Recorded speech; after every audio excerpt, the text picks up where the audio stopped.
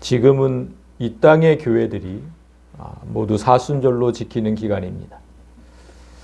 제가 이 땅의 교회라고 한 것은 우리 개신교뿐만 아니라 천주교도 똑같이 사순절을 지키고 있기 때문입니다.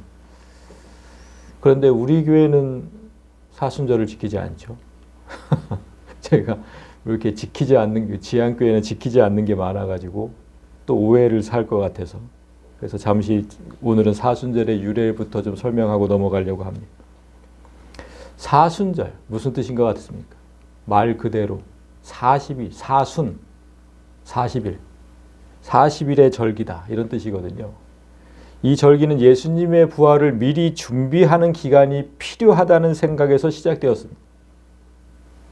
부활절을 앞두고 금식과 금욕을 하면서 회개하는 기간이 좀 필요하지 않느냐.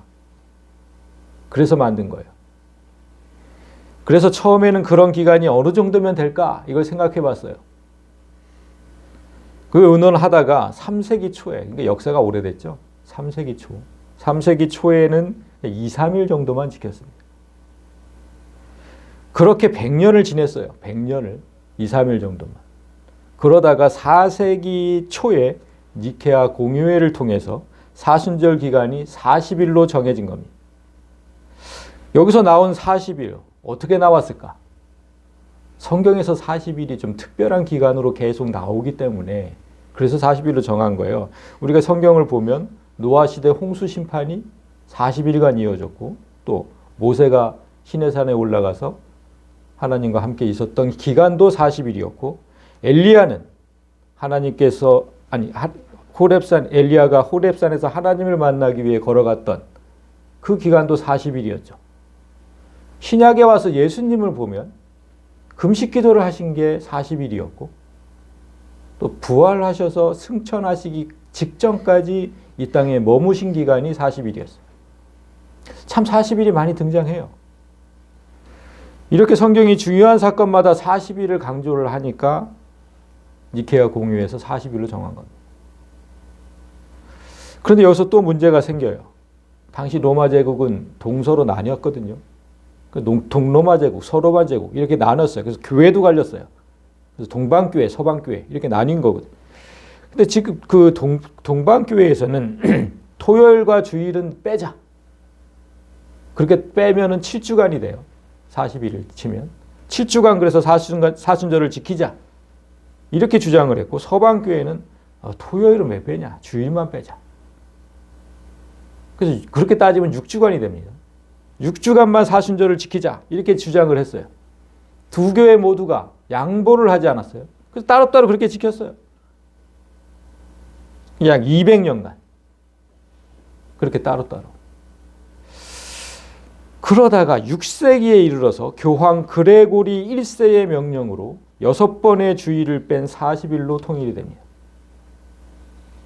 그렇게 계산하다 보면 사순절이 시작되는 날은 항상 수요일이에요. 그래서 우리가 재의 수요일이다 이렇게 부릅니다. 그 시작되는 날을. 재는 흙을 의미하거든요. 흙. 그러니까 사람은 다시 흙으로 돌아가는 존재잖아요. 그걸 잊지 말자는 거예요. 그걸 잊지 말고 흙을 얼굴에 바르고 회개하자. 그것이 사순절의 유래입니다. 그러니까 여러분, 제가 쭉 설명했잖아요. 이건 하나님께서 명령하신 절기도 아니고 사도들이 지키자고 했던 것도 아니고, 어느 날 갑자기 로마 가톨릭 교회가 성경에도 없는 절기를 자기들 멋대로 2, 3일만 하자고 했다가 40일만 하자고 했다가 6주간, 7주간 이거 제멋대로 이렇게 정한 거예요. 이렇게 정한 거. 그걸 개신교가 왜 지켜야 합니까?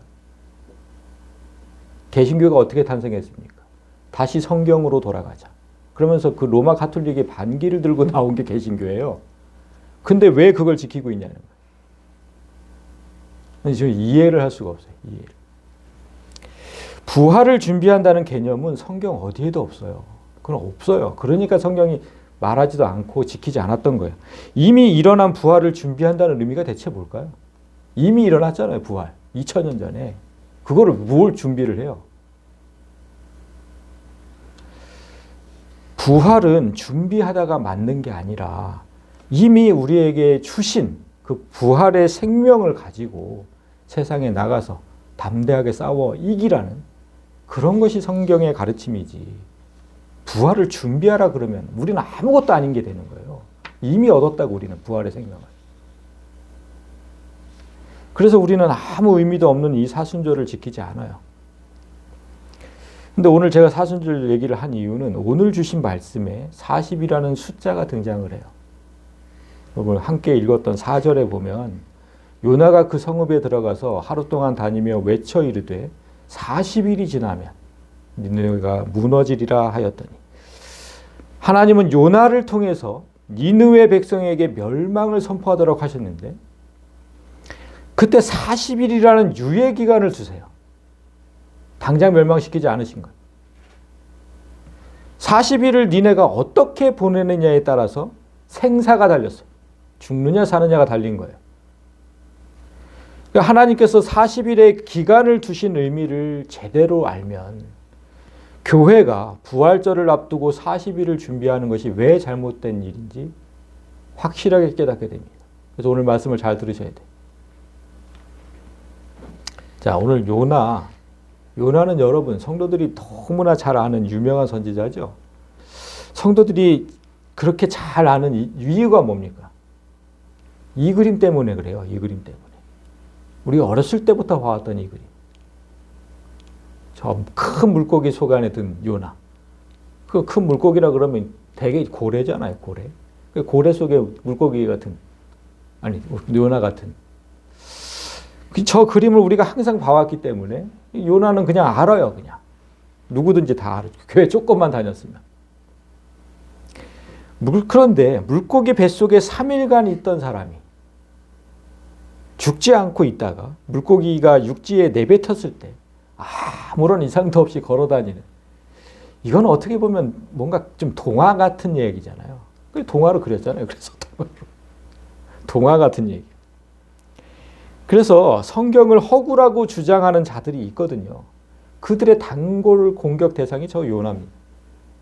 야, 물고기 뱃속에 사람이 3일을 있었는데 어떻게 사냐. 그러면 이제 성도들은 뭐라고 이제 그 대응을 하냐면, 야, 다니엘은 용광로 속에서도 살아나왔다. 용광로 속에서. 물고기 뱃속에서 살아남은 게 뭐가 이렇게 대수냐. 이렇게 또 공격을 하죠. 방어를 하는 거죠. 그런데 여러분, 오늘 본문 속에는 우리가 보기에도 별로 와닿지 않는 장면이 있어요. 이거 말고 우리가 오늘 본문 요나가 니느웨의 멸망을 선포하러 갔을 때 하나님을 전혀 모르는, 니느웨 사람들은 하나님을 하자라도 몰라요. 하나님을 전혀 모르는 그 사람들이 요나의 한마디에 왕부터 백성까지 모두 하나님을 믿었다. 그리고 그 앞에서 전심으로 회개했다. 이런 건 정말 현실적이지 않아요. 현실적이지 않죠, 그거는. 이렇게 요나서에는 누가 읽어도 의심하게 되는 장면들이 너무 많아요. 그래서 제가 늘 얘기하듯이 이런 장면들, 우리가 생각해도 이해되지 않는데 이런 장면들이 하나님의 지혜로 깨달아질 때 그 은혜가 배가 되는 거예요. 아, 그런 뜻이 있었구나. 그런 뜻이. 그래서 오늘 본문의 배경부터 설명합니다. 자, 여러분, 요나는 북이스라엘에서 활동하던 선지자예요. 그 이스라엘이, 이게 지금 이게 남북으로, 우리나라처럼 남북으로 이렇게 나뉘었어요. 여기 북이스라엘, 남유다 이렇게 써 있죠. 우리나라처럼 남북으로 나뉘었어요. 근데 여기 북이스라엘에서 활동하던 선지자였다. 그런 뜻이에요. 그 당시 북이스라엘의 왕은 여로보암 2세였어요. 북이스라엘의 초대 왕이 여로보암이었는데 이때 요나 시대에 여로보암 2세가 왕이었다. 그런데 이 왕에 대한 하나님의 평가가 별로 좋지 않아요. 하나님이 여로보암 2세를 어떻게 평가하셨냐면, 여호와 보시기에 이 왕이 악을 행하여서 이스라엘에게 범죄하게 한 느밧의 아들 여로보암의 모든 죄에서 떠나지 아니하였더라. 자, 여기서 나온 이 여로보암은 초대 왕, 그 여로보암. 그러니까 초대 왕부터 하나님 앞에서 악을 행했는데 그 죄에서 떠나지 아니했대요. 그 여로보암 2세도. 자, 그 얘기입니다. 그런데 다음 절을 보면 이 왕이 영토를 넓히고 국력을 키웠다는 구절이 나와요. 이스라엘의 하나님 여호와께서 그의 종 요나를 통하여 말씀하신 것처럼, 여기서 요나가 등장하죠. 그러니까 여로보암이 이스라엘 영토를 회복하되 하맛 어기에서부터 아라바 바다까지 하였으니. 자, 다시 볼까요? 어디 있었어요? 여기 지금 요 색깔만 지금 북이스라엘인데, 지금 여기 지금 하맛 나오죠? 하맛 어기서부터 아라바까지. 요거 아라바는 여기 지금 그 지중해를 뜻하는 겁니다. 그러니까 여기 지금 요 노란색으로 된 요 영토를 다 회복을 했대요. 여기는 지금 아시리아 제국이죠. 우리 지금 니느웨 얘기를 하고 있잖아요. 여기 지금 아시리아 제국의 수도예요. 근데 지금 여기서 요나가 지금 아시리아 제국의 뭐 니느웨에 지금 선포를 하러 간 건데, 아무튼 지금 그 시절에 저렇게 지금 여로보암 2세가 영토를 넓혔다. 뭐 그런 얘기입니다, 지금. 그런데 이 왕이 영토를 회복할 수 있었던 이유가 뭐래요? 그의 종 요나를 통하여 말씀하신 것처럼. 그러니까 그 왕의 능력에 뛰어나서가 아니라 하나님께서 요나를 통해서 예언하신 대로 이루어졌을 뿐이라는 거예요. 그러니까 하나님께서 다 하신 거다. 그 지금 왕이 한 게 아니라. 그 얘기예요. 그리고 다음 절에는 하나님께서 이렇게 하신 이유가 나오네요. 왜 그렇게 하셨는지가. 이는 여호와께서 이스라엘의 고난이 심하여서 매인자도 없고 노인자도 없고 이스라엘을 도울 자도 없음을 보셨기 때문이다. 당시의 북이스라엘은 잦은 외세의 침략이 있었어요. 그래서 나라 곳곳이 황폐해져 가고 있었어요. 저 매인자도 없고 노인자도 없다는 건 종도 없고 주인도 없고 그 뜻이거든요. 그러니까 아무도 살지, 자유인도 없고 종도 없는, 아무도 살지 않는 폐허가 되었다는 거예요. 그런 이스라엘을 도울 자가 아무도 없었다. 계속 나라는 황폐해져 가는데 그런 이스라엘을 도울 자는 아무도 없었다. 그래서 하나님이 나선 거예요. 27절을 여호와께서 이스라엘의 이름을 천하에서 없이 하겠다고 아니하셨으므로 이때까지는 이스라엘을 멸망시키지 않겠다. 이렇게 말씀하시지 않았기 때문에 요아스의 아들 여로보암의 손으로 구원하신 것이다. 그가 잘나서 그렇게 뭐 영토를 넓히고 나라가 회복이 되고 이런 게 아니고 정말 불쌍해서, 백성들이 너무 불쌍해서 하나님께서 그 여로보암 2세의 손을 통해서 구원하신 것이다. 이걸 지금 잘 기억하셔야 돼요. 오늘 요나서를 해석하는 데 큰 도움이 됩니다. 하나님 대신 이제 우상을 섬기면서 무던히도 하나님 속을 썩였거든요, 이스라엘 백성들이. 그런데 하나님은 그들이 당하는 고난을 보다 못해서 그렇게 지금 도우셨어요. 그러니까 하나님의 사랑은 이스라엘의 멸망을 계속 지연시키고 있었던 거예요. 이스라엘이 결국 망하잖아요. 그러니까 지연시키고 있었어요. 하나님의 사랑이. 조금 더 참아보자, 조금 더 참아보자 이러고 계셨던 거예요. 그래서 바로 앞장 13장도 보면 하나님께서 참고 계시는 장면이 나와요. 여호와께서 아브라함과 이삭과 야곱과 더불어 세우신 그 언약 때문에 이스라엘에게 은혜를 베풀며 그들을 불쌍히 여기시며 멸하기를 그때까지 원하지 아니하셨다. 이때까지 자기 앞에서 쫓아내지 아니하셨다. 하나님 앞에서 항상 죄를 짓던 이스라엘을 참고 또 참고 그들 선조와의 약속이 있었기 때문에 사랑으로 인내하시는 거예요. 요나는 이런 시대에 활동하던 선지자예요. 하나님의 멸망이 임해도 할 말이 없는 그런 이스라엘 백성에게 자기 입으로 하나님의 은혜를 선포했던 그 선지자가 요나예요. 그런 그가 지금 다른 민족에게 가서 하나님 말씀을 전하라고 할 때 그 지시에 거부를 해요. 그게 1장 1절에 보면 여호와의 말씀이 아미떼의 아들 요나에게 임하니라 이르시되 너는 일어나서 저 큰 성읍 니느웨로 가서 그것을 향하여 외치라. 그 악독이 내 앞에 상달되었음이니라. 이스라엘을 계속해서 괴롭히던 그 아수르라는 나라, 그 나라의 성읍, 수도 니느웨. 그 니느웨 죄가 너무나 크니까 그 나라의 수도 니느웨에 가서 심판이 임박했음을 선포해라. 그런데 요나가 그 말씀에 순종하지 않아요. 요나가 여호와의 얼굴을 피하려고 일어나 다시스로 도망하려 하여 욥바로 내려갔더니 마침 다시스로 가는 배를 만난지라 여호와의 얼굴을 피하여 그들과 함께 다시스로 가려고 뱃삿을 주고 배에 올라탔더라. 다시스라는 도시를 3번이나 지금 언급하잖아요, 여러분. 이거 왜 3번이나 언급했을까? 지도를 보시면 알아요. 왜 3번이나 언급했는지. 지금 여기에 있어요. 여기 요나가. 하나님은 어디로 가라고 했냐면 이 북쪽에 있는 니느웨. 이리로 가라고 했는데 어디로 가요? 완전 반대편에. 그리고 여기 지금 여기 스페인, 오늘날 스페인의 도시거든요. 이게 어디냐면 지구 끝이에요. 이 스페인의 옆은 대서양이에요. 육지가 없어요. 그러니까 이 당시 사람들은 여기가 지구 끝이라고 생각을 했어요. 여기가. 지구 끝까지 도망을 친 거예요, 지금. 지구 끝까지. 그만큼 가기 싫다는 거예요. 그래서 성경이 다시스를 3번이나 언급을 한 거예요. 다시스. 요나가 지구 끝까지 도망을 쳤다.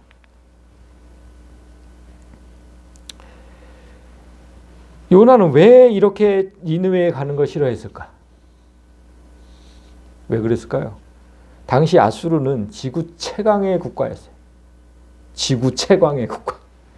그 나라에 가서 하나님의 심판이 임박했다고 선포를 하면 그의 목숨이 위태로울 수 있죠. 마치 우리 일제 강점기 시절에 우리나라 목사가 일본의 수도 동경에 가서 이 나라가 40일 후면 멸망할 것이다. 이렇게 선포했다고 한번 생각해 보세요. 그가 살아남겠습니까? 당장 죽죠. 붙잡혀서 당장 죽죠. 지금 딱 그거거든요. 그런데 이후의 성경 구절을 보면 요나가 거부했던 이유는 자기 목숨 때문이 아니었어. 그게 아니었어요. 진짜 이유가 4장에 기록되어 있는데 제가 쉬운 성경으로 가져왔습니다. 하나님, 나는 고국에 있을 때부터 이럴 줄 알았습니다. 내가 다시스로 도망치려 했던 이유도 그래서였습니다. 하나님은 자비롭고 노하기를 더디하시고 사랑이 많으시니까 그들을 심판하시기보다 용서해 주리라는 것을 이미 알고 있었습니다. 요나는 하나님을 너무나 잘 알죠. 그 자기 고국 이스라엘 사람들을 계속 용서해 주신 그 하나님.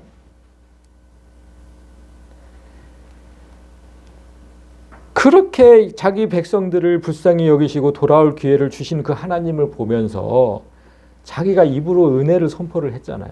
그러니까 그 하나님을 너무 잘 알아요. 그러니까 이 나라의 백성도 똑같은 은혜로 대하실 게 뻔하다. 안 봐도 뻔하다.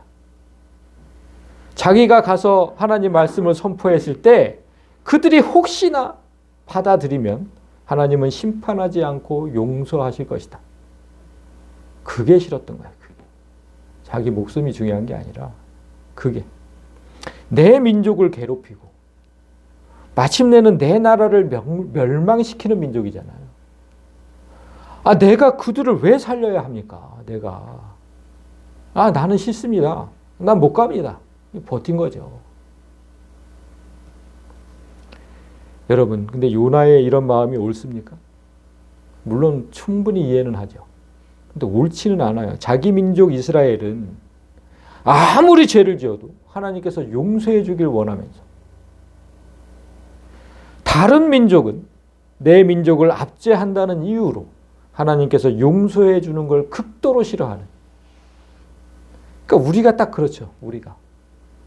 내가 저지른 죄는 항상 용서해 주길 원하면서 저런 악인은 왜 심판하지 않냐고 항상 하나님께 따지는 우리랑 똑같은 겁니다. 그래서 하나님도 물어요. 요나에게. 여호와께서 이르시되 네가 성내는 것이 옳으냐? 옳으냐?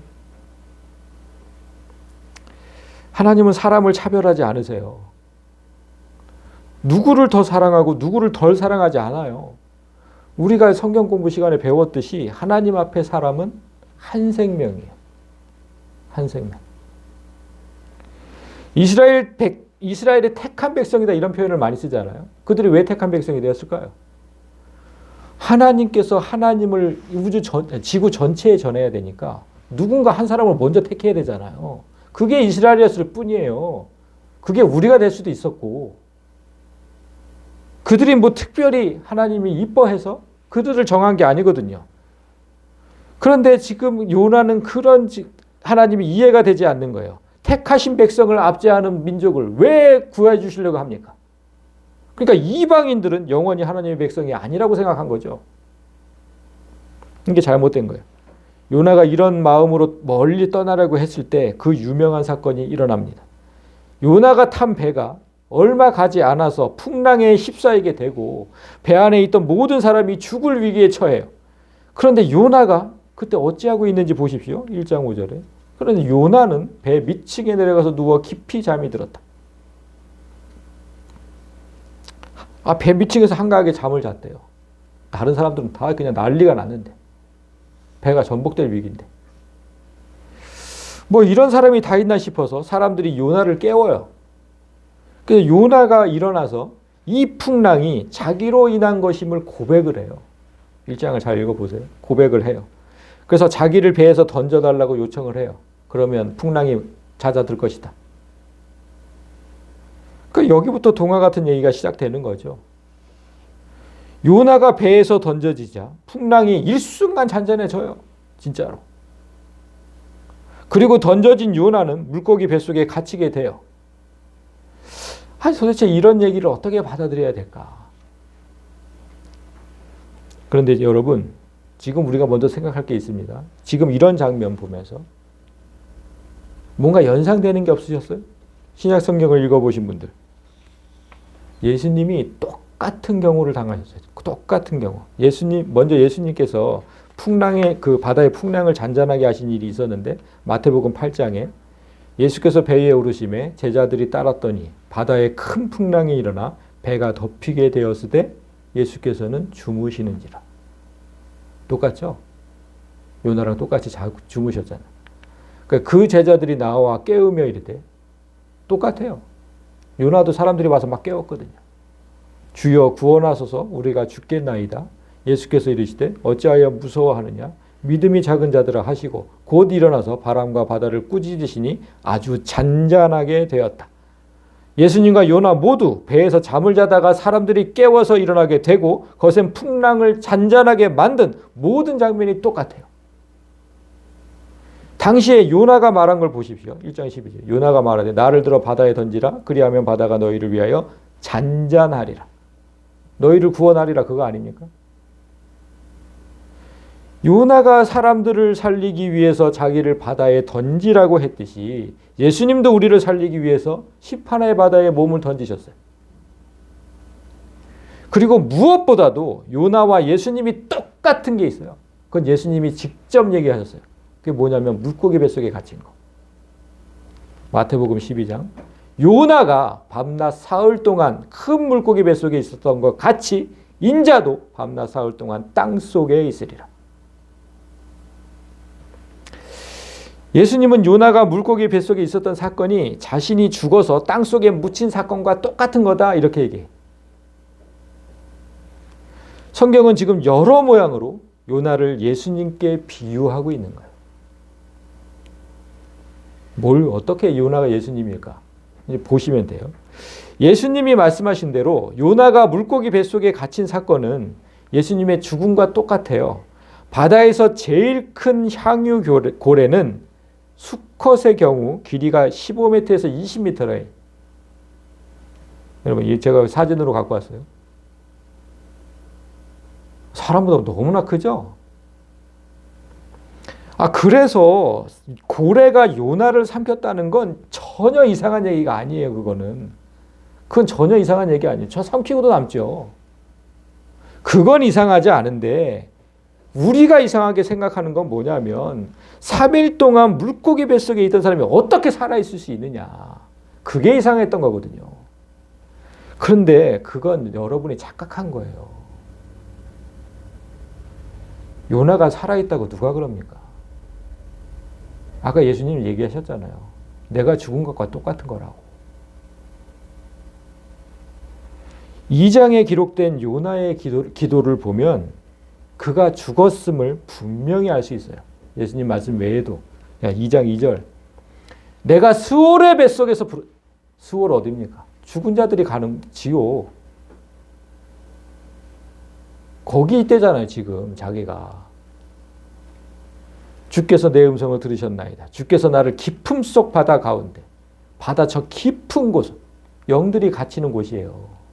죽은 영들이 갇히는 곳. 죽어 있다고 자기가 고백을 계속하는 거예요. 그리고 물이 나를 영혼까지 둘러싸우며 물은 죽은 혼의 감옥이고 예수님 부활 이전에 죽은 영들이 다 그 밑에 있었어요. 바다 밑에 땅속에. 내가 산의 밑바닥까지 내려갔사오며 그 바다 밑에 땅속에 산의 밑바닥. 땅이 그 빗장으로 나를 오래도록 막았대요. 올라오지 못하도록. 죽은 게 확실하잖아. 그럼 왜 자꾸 살아있었다고 얘기를 하냐고. 이거 잘 몰라서 그래. 성경을 몰라서. 모든 구절에서 요나는 자신이 죽었다고 밝혀요. 그리고 그 죽음 속에서 하나님을 찾죠. 내 영혼이 내 속에서 기진할 때 내가 여호와를 생각하였더니 내 기도가 주께 이르렀사오며 주의 성전에 미쳤나이다. 인간의 영혼이 물속에 갇히면 아무 힘도 없어요. 그 영혼이 기진할 때 이렇게 표현한 거예요. 그때 하나님을 생각하면서 기도를 했고 그 기도가 하나님 계신 곳에 전해졌다. 그리고 마지막 구절이 하나님께서 요나를 다시 살리는 결정적인 계기가 돼요. 구원은 여호와께 속하였나이다. 나를 이곳에서 다시 살리실 분도 여호와시고 다시 살리시는 거 부활. 그리고 니느웨 사람들을 살리든 죽이든 그 일도 여호와 하나님께 속한 일인데 내가 그 일을 두고 하나님께 순종하지 않은 것, 그거 잘못된 일이라고 회개하는 거예요. 이 고백을 들은 하나님께서 그를 다시 살리신 거예요. 그래서 1절에 여호와의 말씀이 두 번째로 요나에게 임해요. 자, 요나가 이제 부활을 한 겁니다. 그래서 일어나 저 큰 성읍 니느웨로 가서 내가 네게 명한 바를 그들에게 선포하라 하신지라. 니느웨는 지금 저 큰 성읍 니느웨, 하나님께서도 지금 인정하시죠? 크다 성읍이. 정말 컸대요. 또 역사가들의 고증에 따르면 잘 안 보이실 건데 이 주위에 지금 이 성문이 15개예요. 하나, 둘, 셋, 넷, 다섯 이렇게 15개. 성문이 15개. 여러분 우리 서울, 우리나라의 수도 서울 사방에 대문이 있죠. 사대문 있어요. 그게 끝일까요? 서울에도 문이 8개예요. 보면 사대문 그 사이사이마다 소문이 있었어요. 소문. 그러니까 대문, 동대문, 동쪽에 있는 대문, 서대문, 서쪽에 있는 대문 이런 거거든요. 남대문, 북대문. 그 중간중간에 동소문, 서소문 이렇게 있었다고요. 이렇게 다 소실이 되고 저거 지금 2개만 남아있다 지금 이런 거거든요. 저 남대문 저 지금 있는 거 지금 복원한 거잖아요. 그러니까 지금 빨간 걸로 안 돼요. 그런 거예요. 지금. 그러니까 문의 개수로 그 도시의 규모를 알 수 있거든요. 근데 아까 니느웨는 15개였대요. 서울의 2배인 거죠. 엄청 큰 도시였죠. 지금 몇천 년 전의 도시인데 저게 지금 니느웨가. 엄청 큰 도시. 그래서 3절에도 또 얘기를 해요. 요나가 여호와의 말씀대로 일어나서 니느웨로 가니라. 니느웨는 사흘 동안 걸을 만큼 하나님 앞에 큰 성읍이었더라. 니느웨가 큰 성이라는 사실을 성경이 다시 강조를 해요. 왜 강조했겠습니까, 여러분? 왜 큰 성이라는 걸 강조했을까요? 큰 성이면 사람이 그만큼 많다는 거예요. 사람이 정말 많았다. 구원해야 할 사람이 진짜 많다. 그 뜻이에요. 그러니까 워낙 큰 도시라서 도시 전체를 돌려면 3일을 꼬박 걸어야 됐대요. 근데 요나는 민족의 원수들을 살리는 일을 꼬박 3일간 했어야 됐다는 뜻이거든요. 그러니까 이 3일이라는 시간도 의미가 있는 거죠. 요나가 물고기 뱃속에 있었던 시간이 3일이었잖아요. 자, 아까 이렇게 예수님 말씀하셨잖아요. 요나가 밤낮 사흘 동안 큰 물고기 뱃속에 있었다고. 그러니까 예수님과 요나 모두 3일간 죽음 속에 있었는데 성경은 요나가 니느웨의 말씀을 전하는 그 3일이 죽음과 같은 일이었음을 지금 은연중에 말씀하시는 거예요. 얼마나 하기 싫었겠어요, 그 일이. 요나가 죽었다가 다시 살아나지 않았다면 그걸 뭐라 그래요, 우리가? 거듭났다. 요나가 거듭나지 않았다면 이 일은 절대로 할 수 없는 일이라고 말씀하신 거예요. 생각해 보세요. 자기 목숨을 거는 일이잖아요. 자기 목숨을 거는 일. 그리고 내 가족의 원수를 살리는 일. 그 일을 어떻게 해요, 그 일을. 거듭나지 않은 사람은 절대로 할 수가 없어요, 그 일은. 그래서 4절을 보면 요나가 그 성읍에 들어가서 하루 동안 다니며 외쳐 이르되 40일이 지나면 니느웨가 무너지리라 하였더니 죽기보다 하기 싫은 일을 하기 시작해요. 그러니까 하나님께서 명령하신 대로 40일이 지나면 이 도시가 멸망할 것임을 선포합니다. 그들이 절대로 돌이키지를 않기를 바라면서 했겠죠. 어쩔 수 없이 하긴 하지만. 돌이키지 마라. 돌이키지 마. 제발 한 귀로 듣고 한 귀로 흘려라. 바라면서 했겠죠. 그리고 첫날부터 어떤 반응이 일어날 것이라고는 꿈에도 생각하지 않아요. 저 완악한 인간들이 무슨 내가 한 번 얘기했다고 듣겠냐. 꿈에도 생각하지 않아요. 그런데 요나의 생각과는 반대로 말씀이 선포되는 곳마다 놀라운 일이 일어나요. 니느웨 사람들이 하나님을 믿었대요. 그리고 금식을 선포하고 높고 낮은 자를 막론하고 굵은 베옷을 입었대. 오늘날로 치면 이날이 제의 수요일이고 이제 사순절이 시작된 거예요. 40일 선포했으니까. 제의 수요일 시작. 굵은 베옷을 입었다. 굵은 베옷을 입으면 얼마나 까칠한지 몰라요. 맨살에 입으면. 그러니까 그런 불편함, 아픔을 감수하고 하나님 앞에 내가 나아간다는 뜻이거든요. 그 회개의 의미가 있는 거예요. 굵은 베옷은. 그러니까 요나의 한마디에 니느웨 사람들이 어떻게 이런 모습을 보일 수 있을까? 이게 이상한 건데 이상한 건 여기서 끝나지 않아요. 이제 점점 더 이상한 일이 벌어져요. 그 일이 니느웨 왕에게 들림에 왕이 보좌에서 일어나 왕복을 벗고 굵은 베옷을 입고 제위에 앉으니라. 점입가경이라는 거예요. 이걸 점입가경. 이 소식을 들은 왕이 왕의 보좌를 버리고 그 큰 제국의 왕이 어디서 허름한 노인네 한 명이 와서 외쳤다고? 왕의 보좌와 왕복도 버리고 베옷을 입은 채 흙이 위에 앉았대요. 제위에 앉아 흙이 위에 앉았다. 아니 주변 국가를 모두 점령한 그 대제국의 왕이 그럴 수가 있어요? 요나의 한마디에? 이걸 어떻게 믿으라는 거야, 이걸 어떻게 믿으라는 거냐고. 철저하게 낮아짐의 자리로 갔잖아요. 그런데 여기서 또 끝이 아니에요. 점입가경은 계속돼요. 7절. 왕과 그의 대신들이 조서를 내려서 니느웨에 선포하여 이르되 사람이나 짐승이나 소떼나 양떼나 아무것도 입에 대지 말지니 곧 먹지도 말지며 물도 마시지 말 것이며. 아니 조서를 내려서 사람뿐만 아니라 모든 짐승과 가축까지도 금식에 참여하라. 물도 먹이지 마라.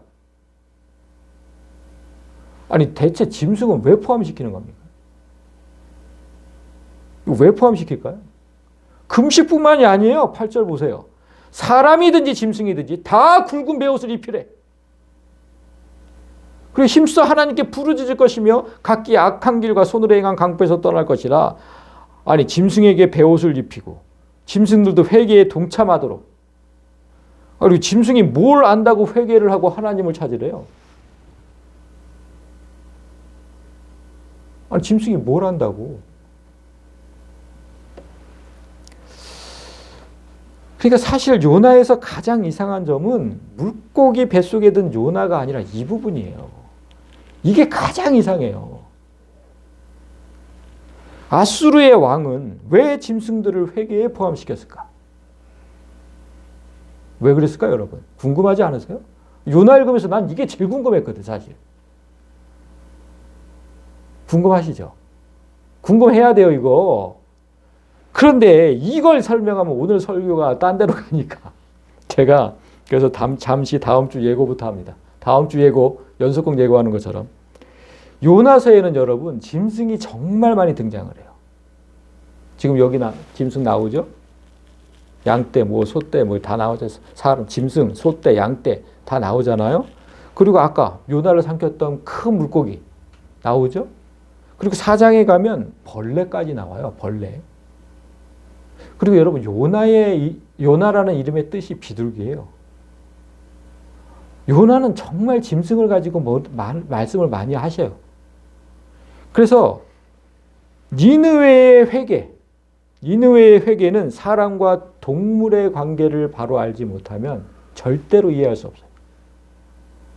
그래서 제가 이거 고민하다가 다음 주 1시간 더 하기로 한 거예요. 길게 설명할 수밖에 없으니까. 그래서 다음 주일은 마침 또 고난주간이 시작되는 종려주일이잖아요. 이 왕이 짐승들까지 포함시킨, 회개의 짐승들까지 포함시킨 얘기를 알면 우리의 회개가 어떠해야 되는지 알 수가 있어요. 참 놀라운 장면인 거예요. 다음 주를 반드시 기대를 하시고 오시면 좋겠습니다. 네. 자, 일단 오늘은 니느웨에 주어진 그 40일의 기간이 무엇을 의미하는지까지만, 거기까지만 얘기를 할 겁니다.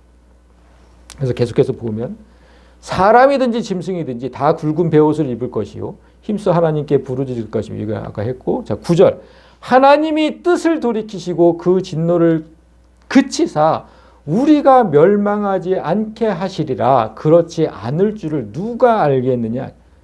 아니 지금 왕의 입장에서는 짐승들까지 회개에 동참시켰잖아요. 우리가 이렇게까지 하면 하나님 앞에 이런 진정성을 보이면 하나님께서 혹시나 멸망하지 않게 하실 줄 누가 알겠느냐. 그러니까 우리가 일단 한번 해보자. 참 놀라운 왕이죠. 하나님은 몰랐던 왕인데. 그래서 니느웨 사람들의 이런 진정 어린 회개를 보시고 하나님께서 심판을 보류하세요. 하나님이 그들이 행한 것, 곧 그 악한 길에서 돌이켜 떠난 것을 보시고 하나님이 뜻을 돌이키사 그들에게 내리리라고 말씀하신 재앙을 내리지 아니하셨다. 오늘 본문이 이렇게 끝난 거잖아요. 그런데 우리는 여전히 니느웨 사람들의 이런 급작스러운 회심, 이건 아직 이해를 못했어요. 이걸 깨달아야 40일이 깨달아지는데 어떻게 요나의 한마디에 이 사람들이 그토록 변할 수 있었을까? 자, 그래서 한번 여러분, 한번 잘 생각해 보세요. 지금부터가 중요한 거예요. 이걸 잘 깨달아야 이해가 되니까.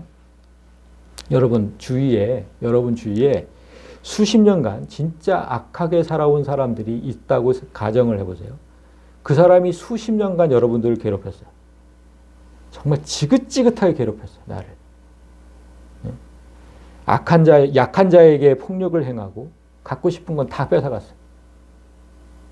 그런 자가, 아나무인으로 살던 그런 자가 있었는데 어느 날 목사가 그 사람에게 가서 그렇게 살다가는 40일 후에 죽게 됩니다. 이렇게 얘기했다면 그 악한 자가 목사를 어떻게 했을까요? 반 죽였겠죠 또. 당연하지 않습니까 그거는? 목사고 뭐가 보였겠어요 그 사람이? 그런데 당연히 그렇게 했을 것인데, 그런데 만약에 이 사람이 그 목사의 말 한마디에 넙죽 엎드려서 자기 죄를 뉘우치고 반성했다면, 그러면 이 사람에게 어떤 일이 있었을까요? 이게 무슨 의미인 것 같아요? 목사가 말 한마디 했는데 넙죽 엎드렸대. 그럼 그 사람에게 도대체 어떤 일이 있었다는 거잖아요. 어떤 일이 있었다는 거예요. 어떤 경우에 그런 일이 일어날 것 같은지를 한번 생각해 보자는 거예요. 그 사람에게 만약 자기보다 더 센 누군가가, 자기보다 훨씬 힘센 사람이, 어떤 누군가가 계속 그 사람을 폭력을 때리면서 얻어맞았어요. 그리고 언젠가는 너를 반드시 죽일 거라고 계속 협박을 했어요. 내가 너 언젠가는 반드시 죽인다. 기다리고 있어라. 계속 협박을 했어요. 그러면 그의 삶은 어땠을까? 공포의 연속이었겠죠. 공포의 연속.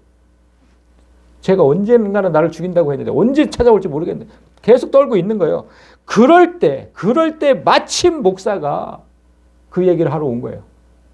당신 계속 그렇게 살다가 40일 후에 죽습니다.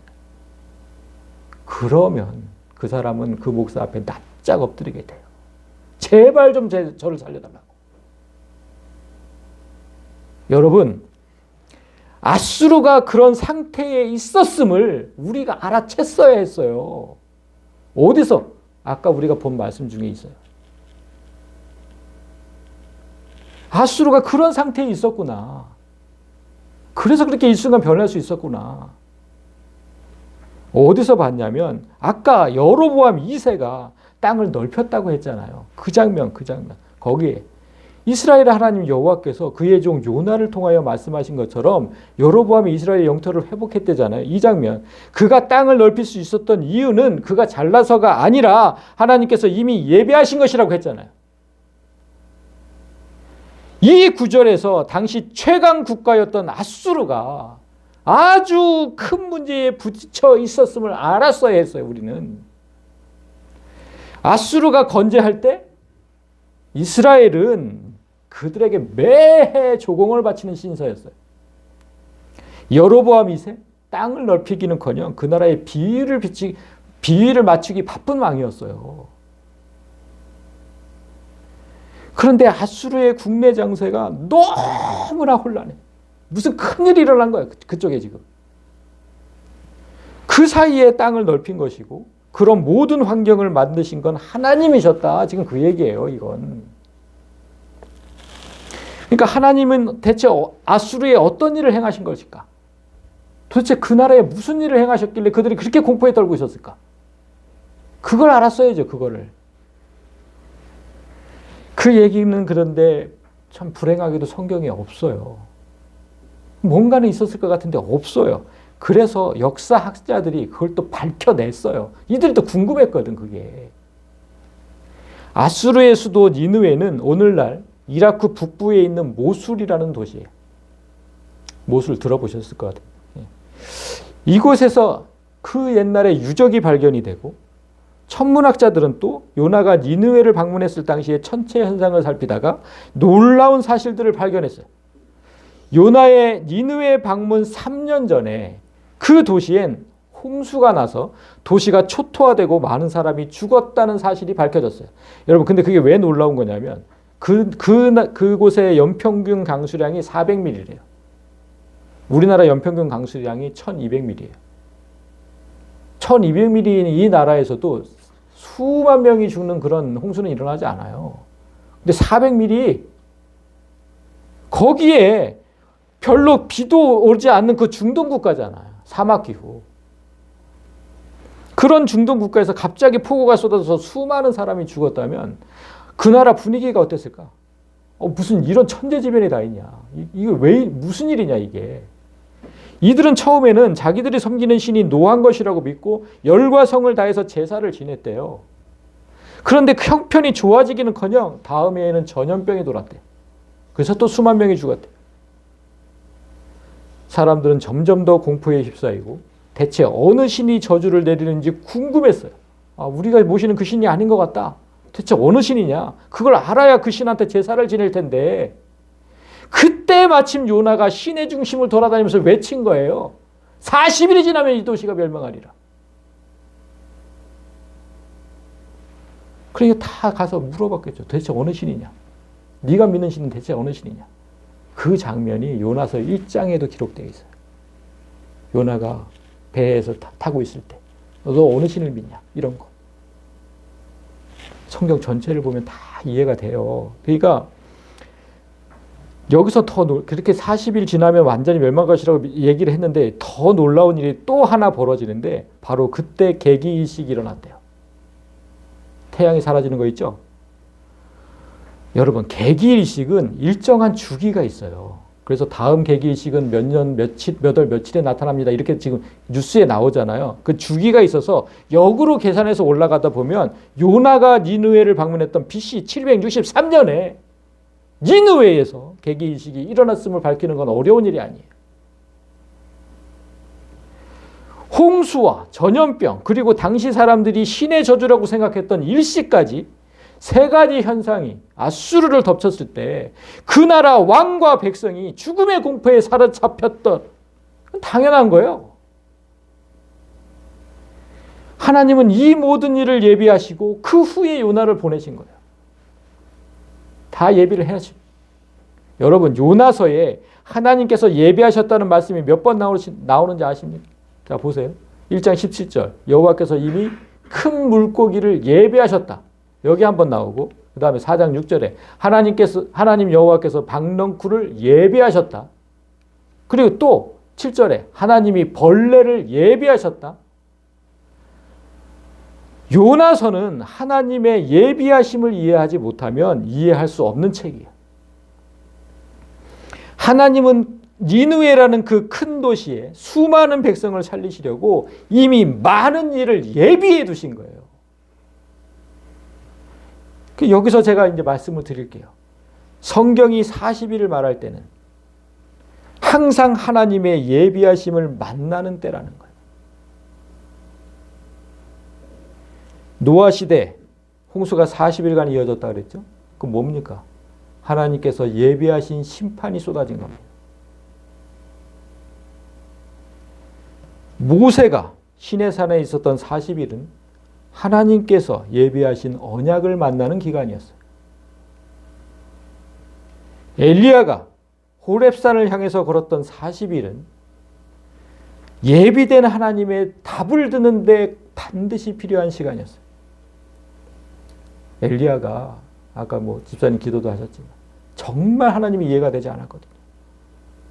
이렇게 하실 거면 저를 왜 거기서 싸우게 하셨습니까? 이렇게 하실 거면. 우리 인생에 왜 이렇게 하시는지 이해되지 않을 때 답을 듣는 반드시 필요한 기간이 40일이었다. 그 호렙산에 가서 들어요. 하나님께 왜 그러셨는지. 그리고 예수님의 40일 금식 기도는 창조전부터 예비되었던 하나님이 사람이 되어 나타난다는 신호였어요. 그러면서 공생이 시작하시잖아요. 그리고 부활 후에 승천하기까지 이 땅에 머무신 40일은 예비된 하나님의 자리로 다시 돌아가는 데 필요한 시간. 이 성경이 말하는 모든 40일은 하나님의 예비하심을 만나는 때. 그 40일이 때로는 예비된 심판으로 우리에게 다가오고 때로는 예비된 은혜로 임해요. 니느웨 사람들에게 이 40일이 주어졌을 때 그들은 예비된 은혜를 만나는 길을 택한 거예요. 우리에게도 이 40일은 똑같이 주어집니다. 숫자를 얘기하는 게 아니에요. 반드시 40일을 얘기하는 거 아니에요. 하나님께서 예비하신 걸 만나는 기간이 40일이라는 거예요. 그 기간을 뜻하는 거예요. 그 기간이 지나면 누구든지 둘 중에 하나는 반드시 만납니다. 심판을 만나든 은혜를 만나든. 40일은 그래서 예수님의 부활을 맞는 준비 기간이 되어서는 안 돼요. 그건 이미 일어난 거예요. 이미 일어난 거. 우리가 말하는 40일은 하나님께서 예비하신, 우리를 위해서 예비하신 그 모든 걸 만날 수 있도록 주신 기회의 시간이에요. 바라기는 니느웨 사람들처럼 세상의 모든 것을 끊고 하나님 앞에 전적으로 매달림으로 여러분을 위해서 이미 준비된 그 모든 은혜를 받아 누리시는 성도들이 되시기를 주님의 이름으로 간절히 소망합니다. 아멘.